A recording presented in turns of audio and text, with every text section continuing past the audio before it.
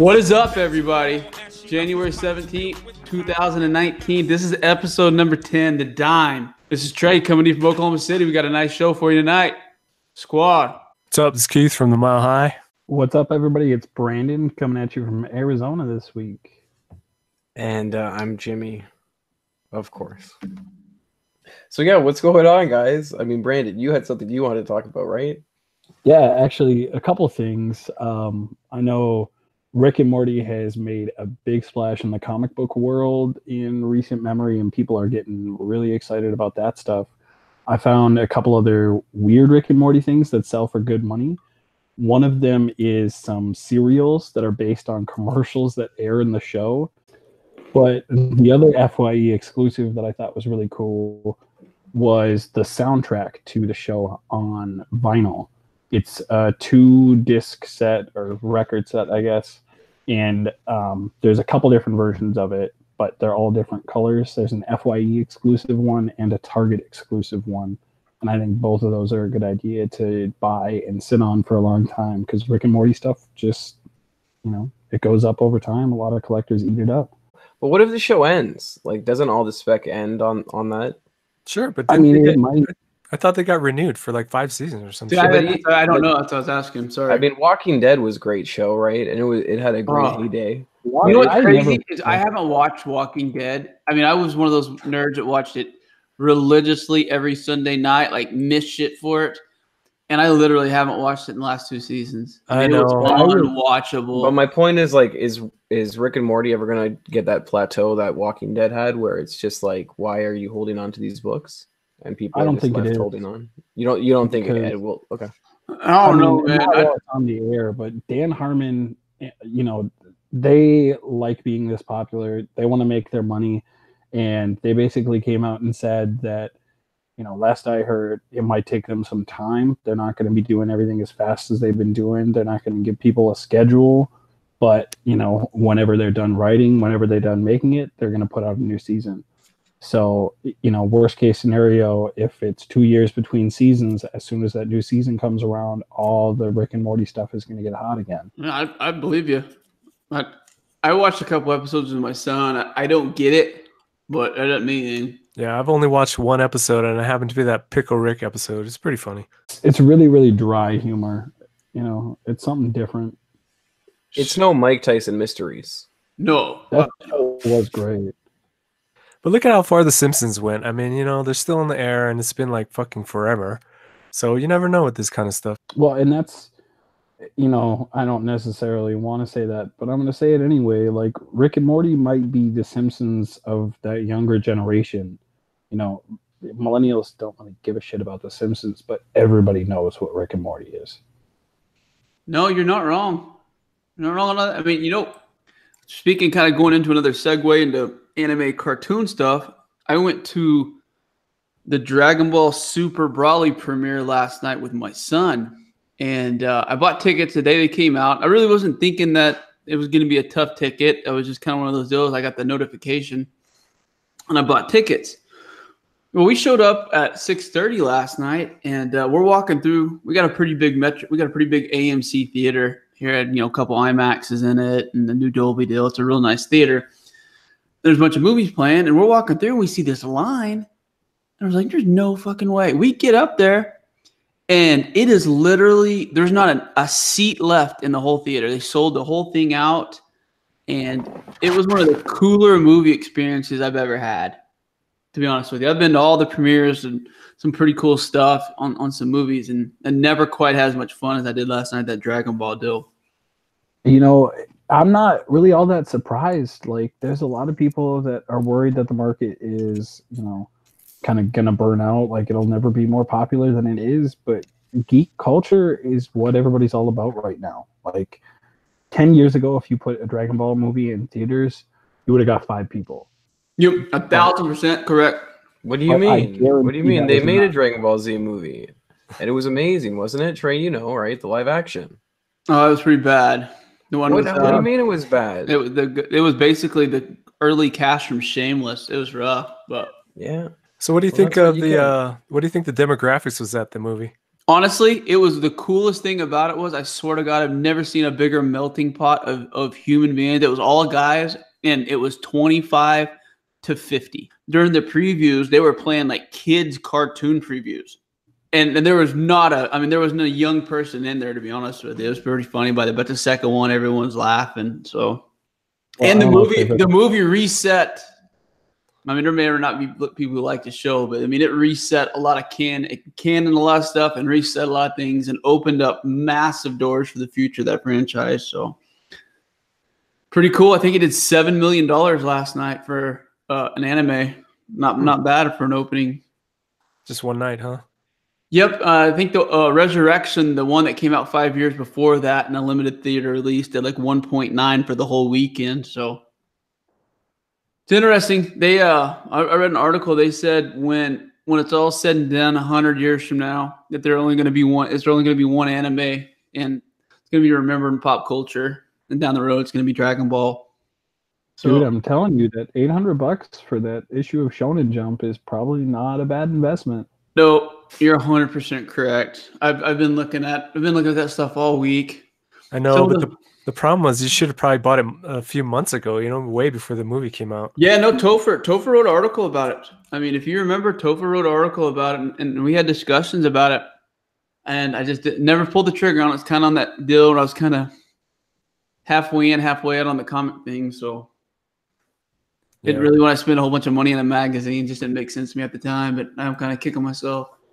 It was an interesting week in sports cards, comics, everything that we were into. There was a little bit of stuff to talk about. What did you guys see on the comic side? Well, I noticed some DCB covers are starting to heat up. Of course, we know last week, Harley 57. I mean, it's selling for like $30 now, which is pretty crazy, I think. Harley 57? Yeah, it's Tedesco? Yeah, it's Tedesco. However you say that guy's name. I don't think that cover is as good, but like if you watch the way that book's performing, it's a lot like that Batgirl cover from last year. Yeah, I don't think it's as hot as that one, but it's going for good money. I mean, shoot.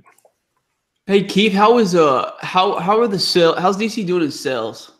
I don't know. I don't keep track of that. Okay. Jimmy, is anybody paying attention to that? I used to kind of.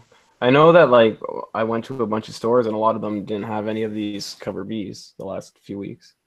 But the other one was Catwoman from this week is selling for like $6. Yeah, that one is doing and okay. Then Wonder Woman has a cover B that seems to be selling for like 10. 62. It's by Scalera. Yeah. Yeah, the Catwoman 7 was by Ben Oliver. Yeah. It's okay. I don't know. I didn't think it was that great. His work doesn't seem like it hits the market that hard, Keith, did you like that Wonder Woman cover? I thought it was different, yeah. I mean, I like Scalera. I used to read Black Science. Okay. Yeah, he was super good on that book, so I'm kind of used to his style. So yeah, it does take a little getting used to his style. Yeah, I mean, right away when I saw it, I was like, oh, I don't like that cover. And then like people keep bringing it up, and every time I look at it, I'm like, that cover, but it might just be me. No, it's not you. I got a sketch from him at a Comic-Con once, and it came out really good. So, man, the dude's legit. Keith, since I've known you, we've been friends. You've had some really cool sketch covers done that I've seen. What are a couple of your favorites? What are a couple of the ones that the house was burning down, unfortunately, and you can only grab 2 of them? What are the 2 that you're grabbing? Man, like I said, hopefully something like that never happens, but you know what I mean. Well, probably that Harley Quinn one from Chad Harden. Yes, the one you won, right? No, I didn't win that one. Okay, I didn't know. I thought you. Okay, sorry. No, I bought it. I commissioned him, but it was cheaper way back then. I think it was only like $200 or some shit. Now he charges way more. Sure. But yeah, that's pretty much one of the badass ones. He actually turned that into a metal card, and he had it in one of his sketchbooks. So I was like, wow, that's pretty cool. I knew someone that won a raffle for a Harden sketch, like an opportunity for a Harden sketch. So sorry about that. No. How is his stuff doing? Is he still kind of on that fringe Harley stuff, Zenoscope stuff? I haven't seen his stuff lately after those covers he did for Harley. So I don't know what he's doing lately. You know what else I noticed? this week I saw a sale of Red Hood and the Outlaws 25. They have the B cover by Yasmin Putri, and that was going for like $30, man. It's crazy. It's like the first cover she did in the run for Red Hood and the Outlaws. Really?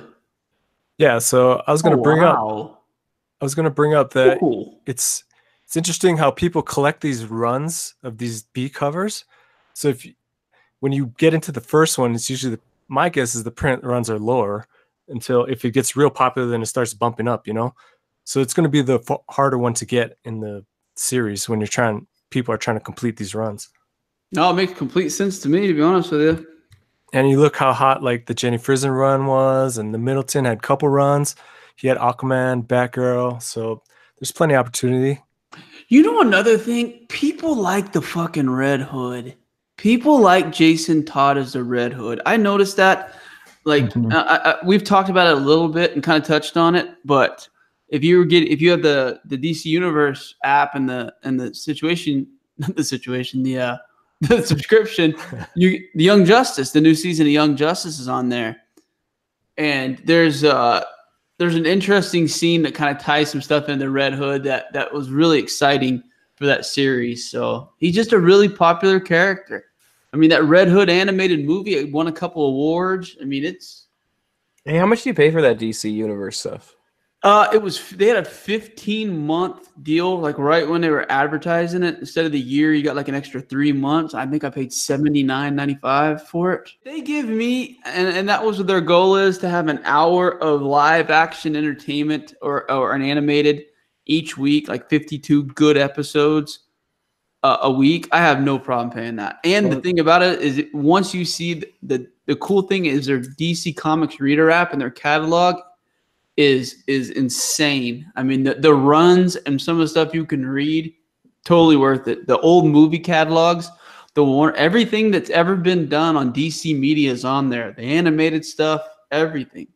I think it's worth it. It's well worth the money for that. With how good Titans was, and there's so many good animated shows already, if they can make, maybe 2 decent exclusives for the streaming service a year, that's well worth it. But people need to watch that Titan show, guys. I'm telling you, it's different than anything you guys have watched DC wise yet, quality wise, in my opinion. They've got this one right. I don't think anyone can necessarily argue that they've kind of figured out and gone somewhere good with this situation. So I don't know. The main question I have for Jimmy, since he's watched it now, did or did not Starfire look like a hooker off the Vegas Strip? But wasn't that the point? Like, wasn't she like some kind of German pop star or something? I thought she looked so fucking where good. Like she rented out like the hotel room, and then like there was like a hotel waitress who was like flirting with her, and they were like hinting at weird stuff. You know what I mean? I have a thing for the Titan Starfire. She's gorgeous. I love that character. I was so against that character when it came out. Literally, I mean, I talked shit on it, and I couldn't have been more wrong about something. No, I think she did a great job, and like in that one episode, not wearing all that stuff. It's like, oh wow, like she looks completely different, but just the look they gave her the show didn't work for me. But the show was so good that it didn't matter. Yeah, I guess, I don't know how you style her, though. I mean, because that was kind of the inside joke in the comics is, I mean, she wears next to nothing. She wears like a Bruno fucking, whatever you call it, most of the time. So I guess the only way that they could dress her provocatively and make her as sexual as she is in the comics, because I think her and Gamora, I don't know which of the two is more sexual in comics, but I mean, they fuck. But what do you do? Yeah, I mean, that's not my job to figure out, I guess. I feel like you could have done something different with it. I think the hair was the biggest thing that I didn't like about it. But her hair? Yeah. What about Dove's hair? Where she's just wearing like a wig. You better never fucking say anything bad about Dove. No, look at her hair. Her hair, like, She couldn't just like dye her hair. She has to wear like a wig. I mean, never say anything out of about all the hair in that Garrity show, in front of me, you asshole. How's the spec on these books? Anything happening? No. No, but I've been picking. I mean, before I stopped, I picked up a bunch of those NYCC Titans exclusive DCU variants.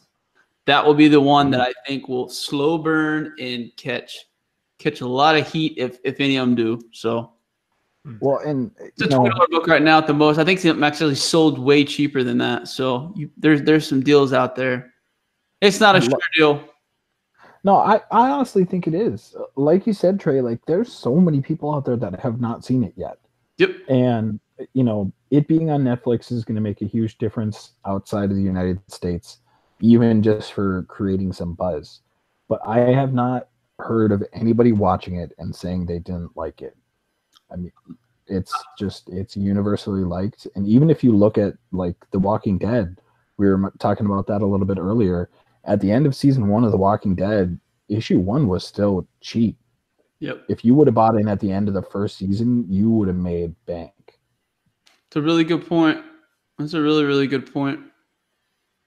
I mean, it was funny because Jimmy made fun of me about it for liking it, and then he watched that first. That's all you talk about. You're just like, oh, like your opinion isn't reliable. You don't have a reliable opinion when it comes to DC, unfortunately, because you're biased.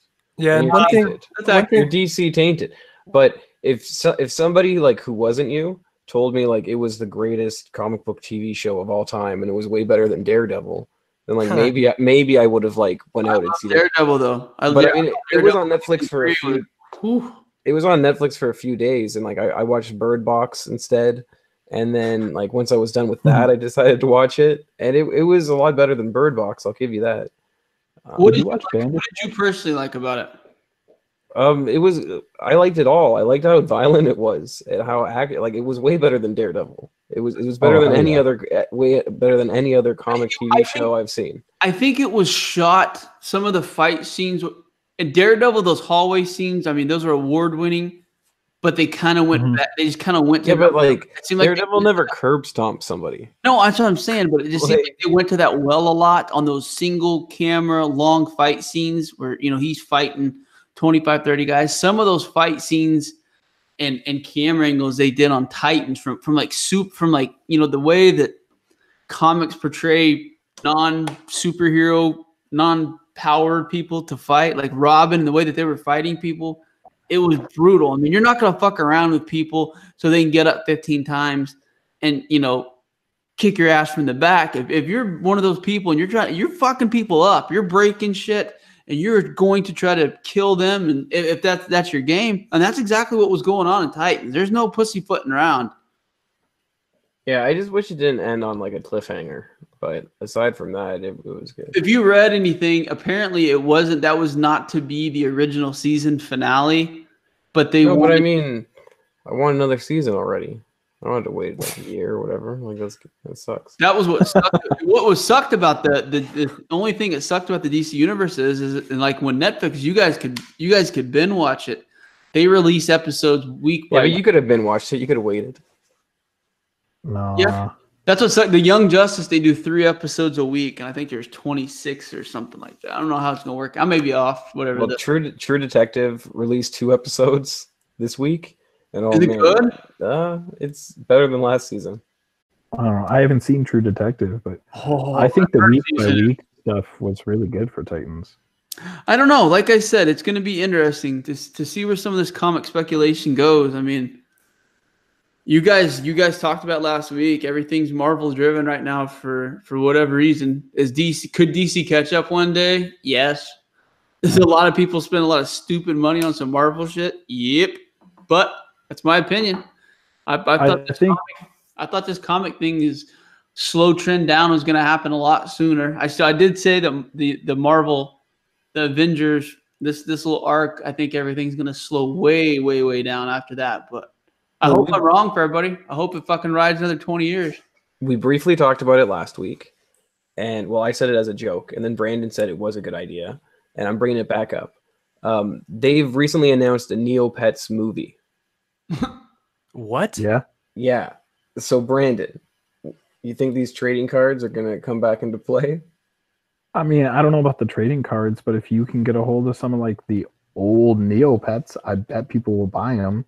Everybody has got such a boner for nostalgia right now. You know what? I'm gonna look on eBay right now. I bet old ass Neopets from the '90s are probably going for way more Like money. you mean the figures? Yeah. They had Happy Meal toys. Like they had multiple toys. Oh, for sure. So which and they had card promotions and cereal boxes. So I just find that interesting. You know what? I thought about that recently. Are there any rare like cereal box figures, cards? Like I thought it'd be cool to do an article about shit like that. I think I'm gonna do that for the website this year. And don't give me a time frame, but I thought about that and compiling some things like that, like McDonald's Happy Meal toys, kind of going through and making some short lists of some things maybe that we maybe passed through our hands as kids, or we kind of our era that are valuable. I don't know if anybody would be interested or not, but I was thinking about it. Oh man, all that shit's coming back. It's all nostalgia, like Brandon said. Yep, no, he hit it on the nail head, and that's what's fun. Everything that we liked and always have liked is cool again, and we don't have to feel any certain way about it. Well, it's because people our age have money now, so we can buy that shit. Yep. I just think Wizards of the Coast Neopet cards, first generation, are being slept on. They might be. Dude, I'm looking at a listing on eBay right now that is 250-piece mini Neopets puzzles. Somebody's selling that shit for $40. Yeah, I don't know. I just thought it was funny that they were making a movie, and we talked about it last week, and I thought it was such a joke. Well, speaking of cards, everyone's going to think this is a rig, but Keith won the spec contest I had for the Ultimate Fallout 4, and he called his shot on it. Hell yeah. With his, I'm going to get that to you, with his Luka Doncic silver red ice prism from Walmart deal. And the fucking cool thing about this group is the two monster cards, in my opinion, every one of the groups pulled it. We've had someone pull the Doncic autograph silver. Mm-hmm. We had Keith who pulled the regular Doncic silver, and we had my boy from Norman, Jacob Dunn, who's bought. Well, he said after he saw Keith Still, he went out and bought a box, and the very first card in the very first pack was the Doncic. So that was fucking awesome. Congrats, man. That was a great call, and I think you're right about those boxes. I think putting 3 or 4 of them at that $80 or whatever they are. Was it $79 right now? No, those boxes are $35, dude. Yeah, I was gonna say they were $40 at the Walmart I just went to. So no, at $35. Sorry, what? Man, it's the Walmart mega boxes. That's a great investment, man. I didn't actually tell people to go and start busting boxes, but that wasn't my total spec. But whatever, I'll take it. I just love seeing. I love seeing people busting packs again. I think it's cool. Like I said, I bought another pack of box of the Young Guns. I got 2 Young Guns guys that were worth like $6-7. They were like defensemen for the Rangers and somebody else. But it's fun going to the grocery store and kind of going back to that aisle and just look at what little blaster box they have, and you're like, fuck it. It is fun, but honestly, it's going to be a waste of money if you just keep buying packs and buying packs and buying packs. Oh, I'm not going to do the black. You know how it is. I mean, I'm waiting. I read a whole deal about when to start looking for those Panini, fresh off the press, day one release stuff. Starting to start getting in that routine. I haven't bought any of that stuff yet, so. No, it's tough because the site goes up and man, everybody's on it instantly, dude. It sells out quick online. Yep. No, there's apps for it apparently. There's all kinds of different things. So, which I like stuff like that. I like when it's hard to get stuff and you gotta work a little bit harder than everybody else. So I'm all for it. Oh, for sure, man. I've been looking into that Panini Contenders, and man, that shit is tough, dude. If you buy just the retail boxes, you're only gonna get like 2 autographs in there, and one's gonna be a vet, one's gonna be a rookie. So your chance of getting a rookie is 1 out of however many rookies they have. It's crazy, dude. The rest of the cards are just base cards, and they suck. Everybody laughs about the ass kickings I get on the Panini Prisms, like how shitty, horrible my cards are. Keith messaged me that the contenders had hit the target, so I drove around Oklahoma City. I found a fresh display and bought $160 worth. I posted the link. I opened like half of the shit I had, and I mean, it was the worst card I've ever seen in any pack. I cut the video off. I was like, I'm not even gonna fucking do this on video. I want to get through this. And right literally as I'm tearing in the last pack, he's like, no, take them back. Don't open them. They're shit. I was like, yeah, man, I know.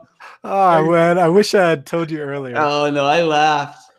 I mean, like you said, you don't get rookies. If you do, if you get anything rookie related that's not one of those shitty inserts, you're fucking winning in that stuff. Yeah, the blasters are impossible, dude. Like I told you, it's like 1 out of 20 has an autograph. So you got to buy the box, and the box will cost you $160 now, probably at your LCS, and you're only going to get one rookie card. So they probably got 40 or 50 guys that sign. So your chances is like 1 in 50 maybe, and depending on how much they print of each card, right? Yep. So you don't really know your real odds.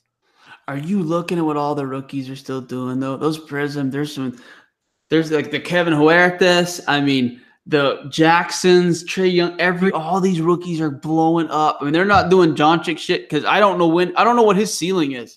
It's crazy. It was kind of like the Ohtani cards last year. I'm just shaking my head like this guy's out for the season and about to have Tommy John surgery, and his cards are hitting $1,700, $1,800, $1,900 for those tops, those first tops, and those Bowmans that came out. I'm just like, this doesn't make any sense. The Doncic makes sense because obviously he's a fucking great wide hope. This doesn't ever, but he's also young and he's won. It's not like he was EuroLeague MVP right. That's what I mean. Year. That's a lot what I'm talking about. He's kind of, you know what it reminds me of is when Rampage Jackson came over from Pride and fought Chuck Liddell. Everyone thought that, Liddell was the greatest thing since sliced bread. They had no idea about Rampage and what he was doing in Japan. Well, That changed. That's exactly what happened. Doncic came over here, and people thought one thing about how European basketball and some of the players over there, but there was a reason he was the youngest player to ever play against NBA players. Did you guys know that? Played in an exhibition game against the Boston Celtics for Real Madrid when he was 15 years old. That's insane, dude. And and if you watch what he's doing it against grade A defenders. Dude, the guy's legit, man. Yeah, he's a winner. They got to get some pieces around him. If you guys read anything, Dennis Smith Jr. is apparently being a little diva bitch because he's not the center of the offense and the future of the franchise anymore. And I understand that would suck, but they got to get rid of the Dirk situation. His contract. I'm glad he's a great player, but I mean it's a horrible contract that Dallas is just letting him sit on the bench for. But they got to build a team around him. I don't think DeAndre Jordan's going to be the answer. It'll be interesting to see. I think Carlisle's the right coach, but they got to dismantle. They got to get rid of JJ Barea. They got to get rid of some of those old guys that have been, hanging. I think Devin Harris is still on that team. You go down that roster. Sheesh, man. It's not set up very well. No, but man, the guy's a generational talent, I think, and it'd be crazy if he does make the All-Star game. Well, he's second in voting behind LeBron, or third behind LeBron and Giannis, I believe. Yeah, but the fan vote only counts for half, right? So it depends what the coaches and the players vote. Oh, I didn't know it was only half now. Yeah, it's only half. Coaches are 25, and the media is 25. Or players, coaches and players and media. But there was like one other book that we didn't mention, and that was White Widow #1, which seems to be getting a lot of attention this week. Did you see that at all, Keith? I saw a little bit about it. I saw people posting about it, or just the cover, but I don't know anything about it. It was a Kickstarter, right? Looks cheap. Well, so it has 2 covers. They're both selling well. It was originally a Kickstarter, so it has a bunch of like #1s, but it also had like a New York Comic Con preview issue, and that preview issue had like 9 covers in itself. So I'm just surprised that the book's getting as much attention as it is. I want to say like it's kind of like a doll face zombie tramp situation, but I don't know. I mean the female risque stuff. Who's the publisher? It's Absolute Books, I believe, and it's a Jamie Tyndall. Yeah, Jamie Tyndall does all those sexy kind of. He had covers. a bet. I don't like this White Widow cover. I saw this is when Jimmy posted the article, but he did a G.I. Joe Baroness and what's the redheaded chick's name? Scarlet cover. That was insane. He's a talented guy. That's the one thing I do miss is finding new cover artists and then going back and finding out that they had, a whole bunch of really cool covers before that you didn't know about. I enjoy that. Oh, this Baroness one's pretty good. Right? I mean, speaking of cover artists though, this Matina stuff is really right now. The stuff that he's stealing art? Yeah, what do you think? I think 100% now that it's coming back up. Is he gonna continue working, or did we talk about this? Okay, like a long time ago, right? I thought it came out. Oh yeah, we talked about this like a long time ago, right? with Marvel, but now it's happening again with DC. I think he's gonna keep working. Yeah, I don't foresee any issues really. They don't care, obviously. I'm a huge fan of the guy, as everyone obviously knows, but I honestly think that there's something. There's definitely something fishy and shady going on. But is Frankie's Comics still selling their that variant then? I am not in touch with anyone. Issue 2. No, but did they pull it or did nobody? Why would they pull it? Because I don't think anybody's pulling his stuff. Okay. Well, I know it hasn't come out yet and hasn't been published. So if it hasn't, if they're still going through with it, then that means that DC is going to probably keep publishing his work. I don't know anything about that part. Well, because it's he completely took the cover from it's a Punisher thing, and you're talking about the Batman Who Laughs one. Yeah, and he did Batman over it, so it hasn't come out yet. But I'm on their website right now, and it's still listed like on the front page. So that's interesting. Yeah, if they paid him to make the cover already, I doubt they're gonna pull it. I mean, maybe that explains how people are doing so many covers. I think that's isolated. I mean, you don't see like other big name artists trying to copy other people's covers. It is Greg Land. Yeah. But he's not really big anymore. No, when he started doing like those weird one-on-one eBay covers and shit, I think his fans were kind of like, this guy's got one thing in mind and one thing only. He's to milk us dry. No, it was definitely when he got exposed for copying other people that he started falling off. That could be it too. Which it should, totally. I don't know if I'm not going to buy Matina shit anymore. Why would I? That Matina though, Frankie's cover is insane. Like it's a really nice cover. It's stolen 100%, but it is a really nice cover. Oh wow, it is very Punisher. Yeah, you would like that one. But he did steal that completely from the Punisher one. So.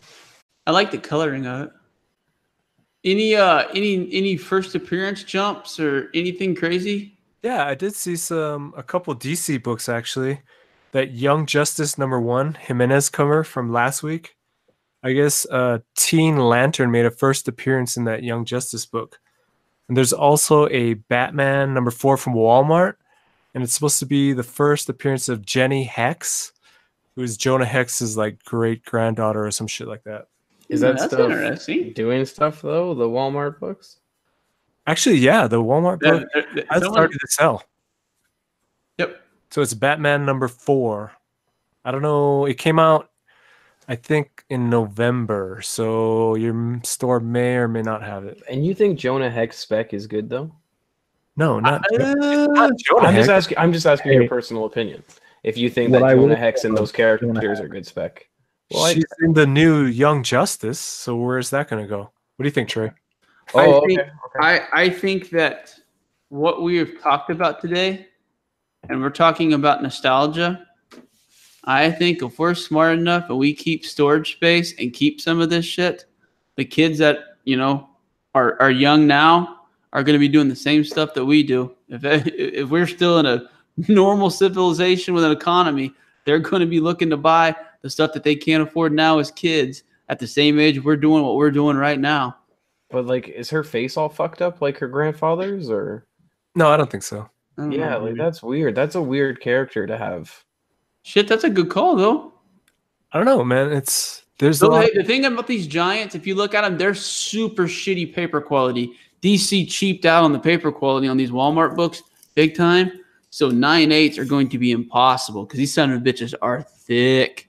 And they're those ones that dog ear like easy as shit. They're you remember like the old paper Reader's Digest kind of paper quality, the covers? That's what they're like.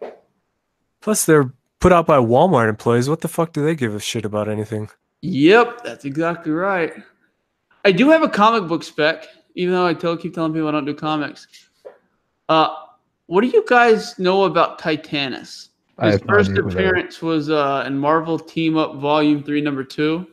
He is basically, I'll give a Cliff Notes version. He is a Skrull that was injected with basically the Skrull Super Serum equivalent, and he fucked Hulk up in a fight. And the other thing about him is he has a very interesting creator. His creator is Robert Kirkman. So I just think that someday, somewhere, somehow, this Titanus character, especially with the Skrulls about to be introduced in the Marvel Cinematic Universe, I think that we're going to see Titanus at some point in time down the road. Could be wrong. But his first appearance is Marvel Team Up, Volume 3, Number 2, 2005. Has Spider-Man eye on the cover. Read the book. It's very interesting. He kicks the shit out of the Hulk. Dude, anything's possible nowadays, man. Yeah, I mean, he's also appeared in the other thing too is my son told me about him originally. He's in the Marvel Ultimate Alliance video game. So he was like, you know who Titanus is? I have no clue. Looked him up, and then like 3 or 4 days ago, I was on one of those Instagram deals where they put about 9 pages of the comics in there, and they showed that fight. And I was like, that's interesting with the Skrull situation, everything else. Totally could see someone fighting the Hulk. Big, giant, super Skrull, depending on how they do it. So, I've been saying for a while that like the original Super Skrull is probably a good spec because if they're doing Skrulls in the MCU, he looked pretty cool to me. From what I've seen so far on the in-game trailer, it looked. I mean, not the in-game trailer, but the Captain Marvel trailer. The Skrull looked decent. I thought it looked good, man. I think the Skrulls looked just a little bit cheesy in that Captain Marvel trailer, but no more than any other comic book movie stuff. So I think it's going to be good. You know what didn't fucking look cheesy? Fucking Mysterio and the fucking Spider-Man shit. I was fucking impressed with that. Yo, that looked really good. I'm betting money right now that that's not Hydro Man, and that's Did you see the deal where in each scene that those monsters are in a license tag, their first appearance is in the license tags? I don't know if that means anything. I know that doesn't mean dick. I know. I'm just. What if that was a red herring just to trick you? Oh, I have no doubt. I don't know. It could go either way. Like, could it be that means it's somebody at the trailer house has a bunch of copies, and they're like, if I put this shit in the trailer, these are gonna go way up on eBay. It's just like, are they trustworthy? Is the studio trustworthy? I don't know. No. I would probably go towards no. How many people got bowled by that one invisible guy from Deadpool or Shatterstar? Yeah, exactly. So I don't know. I don't think it's something you should. I think like it's helping sell books, but I definitely wouldn't be buying books based on this information. No, I'm gonna wait until the movie comes out and everybody goes, "Oh shit, he's not in this movie," and just dumps their copies for cheap. I mean, it would be great though if it was true and the studio started doing this. I just don't see it happening. Yeah, I don't think that's not Sandman or Hydra Man. That's all. No, that's not true. I don't know. I just villain spec. I don't like it. Yeah, it's flash in the pan, man. It's just if it's not Thanos or the Joker, I have a hard time. This rumor that the Penguin's going to be the villain in the Batman, the Reeves movie. I mean, that doesn't do anything for us speculators. We ain't going to go. I mean, what? You know what I mean? We're not going to go pick that book up. I don't even know what it is. It's probably some low detective number of some sort. Yeah, who knows? But you know what I mean? That doesn't really do anything. The Riddler doesn't do anything. I mean, you go and Brandon brought up a really good point after re-listening. I don't think personally that the Spider-Man has a better rogue gallery of villains than the Batman, but he has one that's arguable. You could argue the case. Anyone could argue it. So But, the thing about it is the best Spider-Man villain is Venom for speculation wise, right? Not even close. When you think about Spider-Man rogues too, they're all like Silver Age too. They're more attainable, you know. If you look at Batman, it's like all Golden Age shit if you're gonna get the first appearance. Yeah, right. I mean the Rage book, the Rage Al Ghul, I mean Clayface. I mean there's a Harley. I mean that's a big one too. Yeah, Harley, but most of them are like first Silver Age, right? Harley's an anti-hero right now. I think that's just what this whole Heroes in Crisis bullshit they're trying to do is further pull her into that world, but of being a bigger hero. I could be wrong. That's a shit book. Oh my god, it's so bad. I caught up. Yeah, but I mean, what do you expect? I mean, it's DC, so. But I tell you what, there was a Marvel book that almost made me buy the first 4 issues of Fantastic Four. That Isad Ribic cover of Fantastic Four this week, or 6 this week, excuse me, was insane. No, I should. It's not gonna be a speculation cover, but it's one of those ones that I just like. Doctor Doom. I like the way Doctor Doom's written, especially now. It's not as hokey. And he's fucking ruthless, and he's still. You know, they're writing him a lot more like Black Adam they did in New 52. Does that make any sense? I don't know if you guys read any of the Black Adam stuff from as more of a ruler of his people of Latveria than as a hokey, you know, kind of getting away of the Black Panther and the Avengers kind of shit. Is that? I don't know. Did you read that Secret Wars when they made him whatever the guy? Doom God? I did. Yeah? I thought it was fucking brilliant. Yeah, that's pretty good, I thought, actually. That's probably the last Marvel shit I read. What he did to Thanos in that book is one of the greater 3 or 4 panels in the last 10 years. And what's cool about that is that then he fights Black Panther with his own Infinity Gauntlet, and he has the horde of the Marvel zombie world with him. So I love that fucking book. People shit on that book because they screwed up on the timing and not getting it out in time. Well, it wasn't that bad of a book. Didn't they extend it too? Yeah, they extended like an issue or two. Two issues, yeah. But it wasn't bad. It wasn't bad. That's one of those ones people are going to go back probably in a couple years and be like, you know what, that wasn't that shitty. I agree with you. I don't think it was that bad either. I don't know. Like I said, I just wish that these crossover events weren't just as milking as they were. Because I like a good crossover event. But it's like I told you, I don't want to spend $30 a week for them to do some half-assed job and put 3 panels in that has nothing really to do with the main storyline, just so you're afraid you don't miss anything. I know that's what graphic novels are for, but people like me, I can't wait for that shit. I want to read it immediately. Yeah, it's tough when there's like a million tie-ins and you got to buy like freaking some shit books that you never read. But there was that one thing that happened this week that I thought was really interesting, that I pointed out in the MeWe chat. CGC lost 2 books. What? And their estimated value. Yeah. And their estimated value is about $75,000. So they accidentally entered numbers incorrectly and sent 2 books to the wrong CGC account. And apparently the 2 books, they're Golden Age books, they showed up at a store in New Jersey, and somebody and it was an account that hadn't submitted books in a few years. And apparently the person who owns the account said that like the signature that signed for the books wasn't anybody he knew or wasn't anybody associated with him or his store. So CGC is now looking for the books, but it's interesting. And this has happened before. I've heard in situations like that, though, that CGC usually goes above and beyond on replacing books. But I've also heard horror stories. So what have your not necessarily dealings? I know you've had some lost books for some companies and things like that before, but what have you heard about? Have you heard the same thing? I mean, with this one, I know like their lawyers involved trying to track the books down, which I don't think is a good sign. So I think their insurance covers like anything that happens in-house. But once it leaves their house and it gets shipped out, it's kind of like I don't think their insurance covers it. So, well, I mean, and those books are irreplaceable in those grades.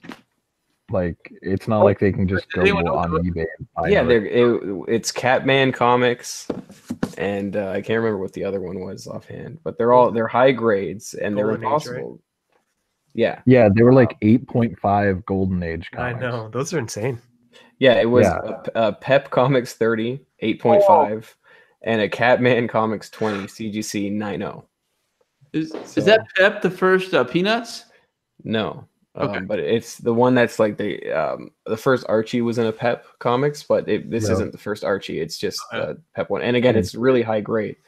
I think the ones that aren't Archie are very undervalued, but they're still worth a lot of money. I don't think they're undervalued, actually. I think they're just people don't realize how valuable they are. Yeah, Golden Age books in high grade, it doesn't matter what it is. It could be the stupidest thing in the world. Like, they're worth money, and for good reason. But I just thought that was interesting. Like, do you want to submit books to CGC and have that kind of stuff happen? I don't know. I mean, I don't think I'm probably never going to be in that situation because I won't be submitting any 9.0 Golden Age books. But it's scary, man. Well, I think as long as they do something for the customer, I mean, they can't replace them, so they're going to probably have to pay for it. Well, but that's the thing is, like, all the people are talking, there is no precedent for those books selling in that grade. So how do you agree on a number if that's what it comes to? I mean, the CGC did track, like, they knew exactly where the books went to and all that stuff. So it's not like they were completely missing. Like, I think that's good due diligence on their part. But yeah, now that they're tracking them down, I don't know. That's interesting. That's interesting that the store just gave them away to people, Well, they said that they didn't sign for it, and they don't know who signed for it. Well, whoever delivered that has no idea what the fuck it is. They probably just walked up and saw somebody standing there. I mean, the store could very well be lying. Who knows? I mean, they hadn't submitted to CGC in a few years, so maybe they could be holding on to the books. Who knows? But it's not like it's not like you can crack out those books and then resubmit them. Yeah, that's what I'm saying. Like, they gotta know. You'd figure that if the store actually received the package from CGC, that they'd be way more careful with it and not just give the books away to any old random fool. Well, the store didn't. That's what I'm saying. The store says that they didn't sign for them. They're saying somebody else signed for them, right? So that's the whole thing. The store didn't give them away. They didn't sign for them. They're claiming. But it went to their place, went to their address. Yeah. Okay. Yeah, that doesn't make sense, but whatever. There have been plenty of instances where, like, I've had stuff marked as delivered at my address, and then like a neighbor had it or something. Like, they just fucked up. So there's all kinds of possibilities there. But like I said, at the end of the day, I think CGC needs to make that right. And, if they lose that kind of clientele, they're in trouble. Mm-mm-mm. I mean, how much did it cost to get those books graded? Dude, they're not going to lie. Dude, I'm telling you, CGC fanboys are worse than the Marvel ones. That's what the 3% market value is what CGC would have charged to grade those. So I would imagine quite a bit. And then would they give you back the market value that you declared? I guess that would be what they do. And you would have marked it down lower, so you didn't have to pay as much money, right? So that's right. Yeah, that's interesting. That's going to be it's going to be an interesting situation. I think that's why they have like that lawyer guy involved in it. So that's why I thought you're absolutely right. Like, I guarantee whoever subbed those books like tried to undersell how much they were worth so that they would pay less in fees. Yep, happens all the time. I've done it a few times. Everybody has. Oh yeah.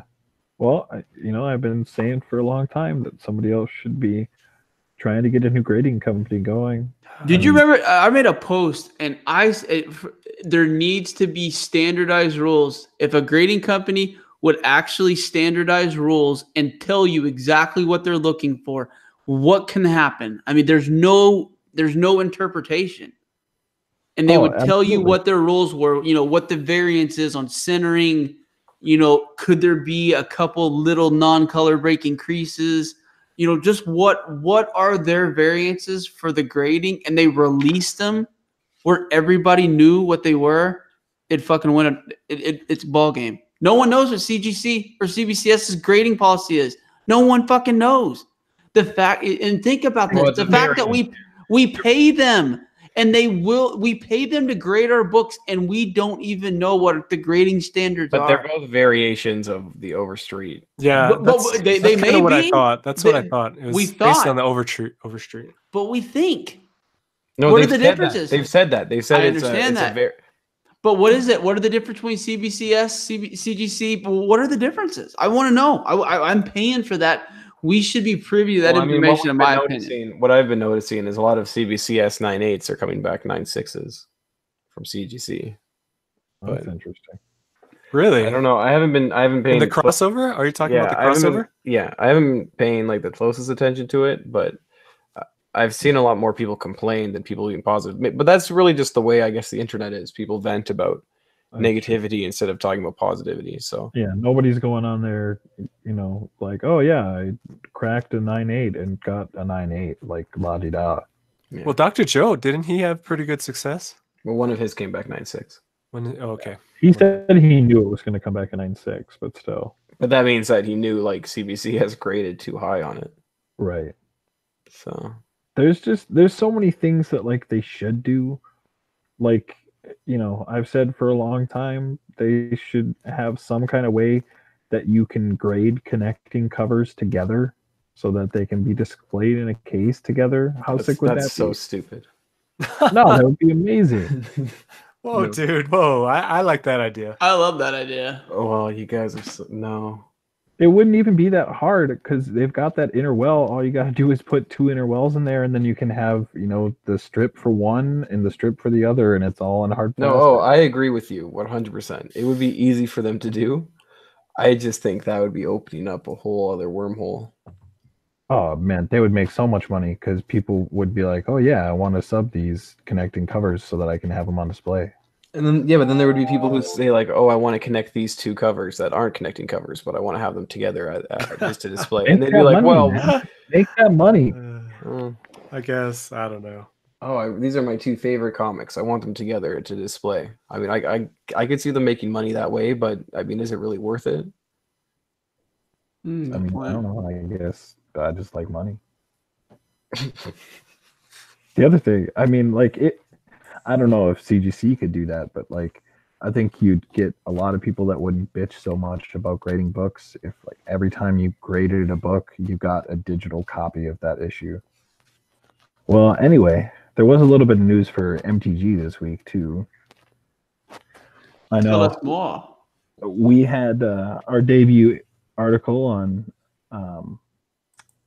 magicspeculation.com. I was having a brain fart there. And there is going to be a new announcement for bannings that is going to be next Monday. And the internet all week long has been full of people debating if things should be banned, if things shouldn't be banned. Some people are saying some stuff that is banned should be unbanned.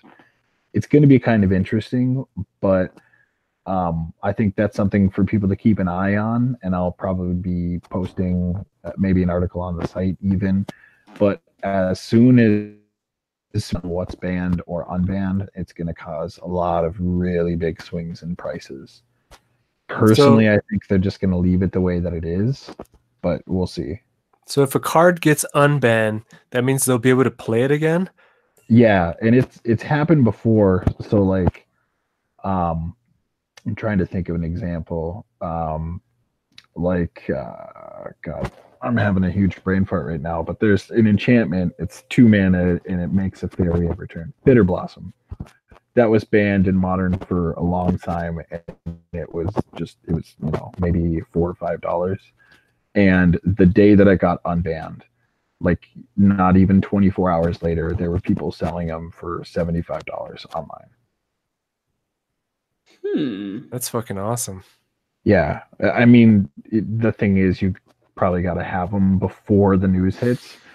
But if you happen to, go to your local comic shop that day that the news hits and catch them with something in the case for cheap, you can make money on it. Oh yeah, sounds like a key collector alert. Oh yeah, MTG collector coming soon. Well, do you guys got anything else for this week? No, I don't think so. Cool, man. I appreciate everyone's time. I hope everyone had fun. Jimmy, enjoy the editing process. Y'all have a good rest of the week.